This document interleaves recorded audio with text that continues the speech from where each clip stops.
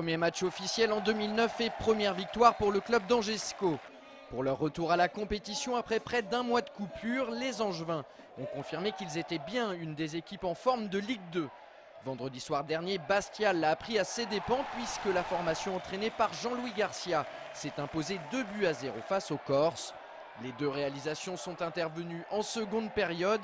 Elles sont signées Paul Alloué-Folou et Charles Diers. Les scoïstes ont parfaitement lancé leur année 2009. Je crois qu'on peut être satisfait ce soir. On prend les 3 points. On a montré encore un état d'esprit collectif super intéressant.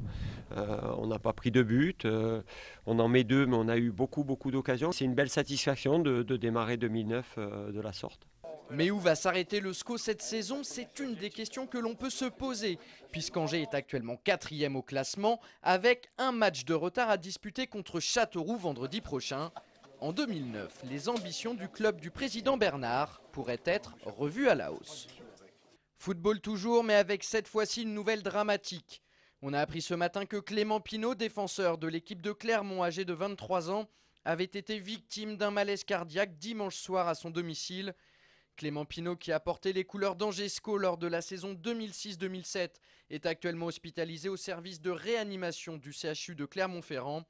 Pour l'instant, son état est stationnaire, mais il faudra attendre plusieurs heures, voire plusieurs jours, avant de pouvoir se prononcer sur l'évolution de sa situation.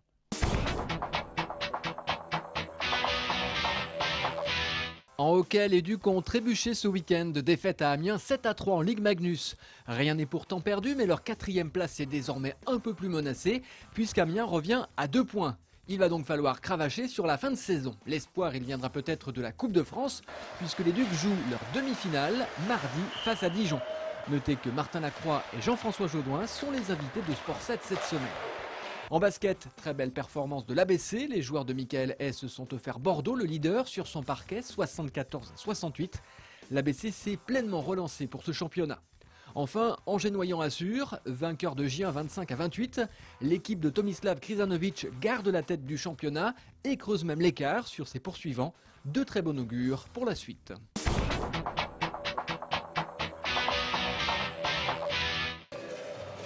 C'était le rendez-vous incontournable des amoureux de la danse. Ce week-end avait lieu le 10e trophée de l'Anjou, salle Jean-Bouin à Angers. Une compétition de danse de salon qui a réuni 80 couples. Parmi eux, Christophe et sa partenaire qui sont venus tout droit de la région parisienne. Ça demande beaucoup de rigueur, sachant qu'on est en couple. Donc le moindre déséquilibre de l'un va déséquilibrer l'autre. Donc c'est vrai que c'est vraiment un vrai travail d'équipe. Valse viennoise, passo doblé, mambo, les concurrents ont enchaîné plus de 50 chorégraphies sous l'œil aiguisé des juges attentifs à plusieurs détails.